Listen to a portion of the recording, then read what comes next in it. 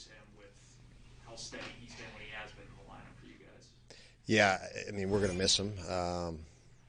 He gives us, he's a shot blocker. He has some grit. So there's areas that, within his game and his identity that we will miss. And obviously, him as a personality, we're going to miss for a little bit here, and that's a bummer. You had some good options down in Rochester. What made Casey Fitzgerald the pick for you guys? Yeah, I think we have, the first two guys. I think when you mention Casey, you got to mention Matthias too. Those two guys have been paired down there. They've been great, and I would imagine they're both going to end up playing games here at some point. So in this, we made a decision to bring Casey up. That has to do with dynamics, a lot of different dynamics that we're kicking around and talking about. So I'll leave it at that. But Casey's a guy that we've watched. He had a great training camp. Did very well in preseason games. I've known him. I've had a history with him. So I've known him even longer. But he's the guy we're calling up right now. He will not be in the lineup tonight, but he could be as soon as tomorrow. Okay. Goalie for tonight? Goalie, I'm not sure we even told our goalie yet who's in tonight because they're still finishing up a skate as I speak. So I'm going to hold off just out of that for that reason only. You ready to say if there's any lineup changes? We have Bjorky took a maintenance day yesterday, so Anders Bjork. Under the weather, non-COVID related. We've held him away from the team to make sure there's nothing that could spread. So he's a potential game time decision. If he doesn't go, Jankowski would slide in, and that would be the only lineup change there. Miller's back in, obviously, with Hag out. It's not easy to be traded mid-season, regardless of circumstances. But with Malcolm, there's the injury in his first game back. I mean, what's it been like seeing him really get with the team and sort of become an add to what you already have as a group when it comes to just off ice, really? Yeah, he fits everything that we've spoken of. He's enthusiastic. He obviously, as I mentioned, is a great athlete. He's had lots of NHL experience now, and he's still trying to find his spot. He's still trying to prove himself and earn himself a spot. So he's coming in here with the right approach, beyond a great attitude. We know he's a quality person and a competitive guy. So we're hopeful that this is the spot for him, that he can earn it and establish his game at a new level for him, and that's the hope. And it's exciting opportunity for him, and it's exciting for us to watch and hopefully support him well enough that he seizes that opportunity. From what you've seen, what makes Minnesota a dangerous team at 5-on-5 offensively? Their willingness to go to the net. They're very direct. Lots of teams and lots of skill players in this league look east-west or lateral across the ice, almost to fault. They look for the ideal play, the perfect play. They have an image in their head of, the tic-tac-toe of a play, and that gives you time to set defensively. It gives you a second and third chance defensively, believe it or not. But with Minnesota, they're willing to forgo that and drive the net. So they turn it into a real competitive, physical confrontation net front.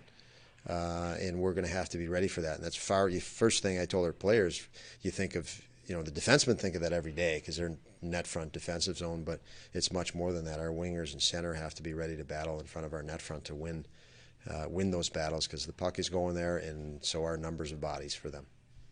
That's all from me. All right, you can go on Zoom. Don, with the COVID outbreak in the National Hockey League, are you sensing any anxiety with your players about that? Just in speaking with our players around the trip to Canada, there was some anxiety, Paul, going into Canada because of the way protocols are. I mean, obviously teams have had to leave players behind, and there's holidays coming up, and so lots of things like that. I mean, we're all normal people. They're all normal people, our guys, our players, and those are issues that they're trying to play a competitive sport every night, but the reality of life is ever apparent, especially when, like I said, we just traveled cross borders, and they could have been held back if they ended up getting sick. So yeah, it does. It affects guys, and I think the guys do a tremendous job even around the league to block it out. And I do think they get their faith in it because to keep focused the best they can because of the protocols that are in place. I do feel that the league has done a great job, and I know our team and our training staff take it very seriously. And the players want that, and it's definitely something that is a positive in all this. And if I could just ask you about Alex Tuck too, do you think he has maybe a chance next week when you get back to be able to play? Yeah, I do think he has a chance. It'll be gauged on the practice and the physicality and his comfort as well. So it'll be a decision, by both of us where I feel he's ready and he feels he's ready. And yeah, it's day to day literally now. And the big component being, some practice reps with physicality so we both feel comfortable that it's the right time for him. Just as far as Casey goes, I guess you had him 7-8 years ago. Just what do you know about him? And I'm sure you followed his career and so forth. Just what do you remember about him? When he was a teenager and so forth. Yeah, he was a lot of fun as a teenager. He was in a D group that we had Hanifin, Werenski, McAvoy, Caleb Jones, Fitzy. So a pretty good group to practice with every day. Up front.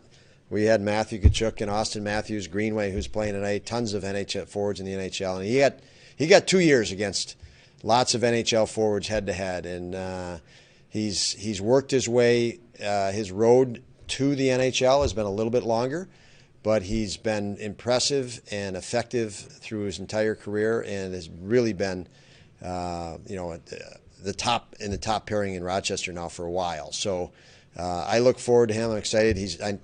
What I said, he's put the work in, so he's earned it, probably earned it a while ago, and eventually he'll get in there, and I'm excited to see him when that happens.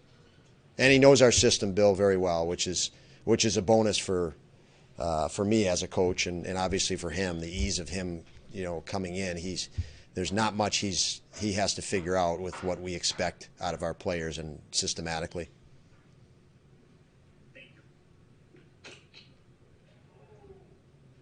Hey, Don, Adam Beatty, I was going to ask you about the COVID situation. Paul took care of that, so I guess I would go with, I am watching you guys the other night finally getting rewarded for a lot of what we talked about prior to that game and that conference call. What do you take out of that win, and what of that do you bring into tonight? Well, yeah, that's a great question because it's such a different team. I mean, what goes through my head, Adam, is how different Minnesota is than Winnipeg. Everything in this league is game to game also, and when you win in Winnipeg, Minnesota watched that game and they feel they have to elevate, and we're not going to sneak up on Minnesota. I guess that's what I mean. I mentioned to Lance a minute ago how hard-nosed and direct Minnesota is. We're going to have to win battles net front.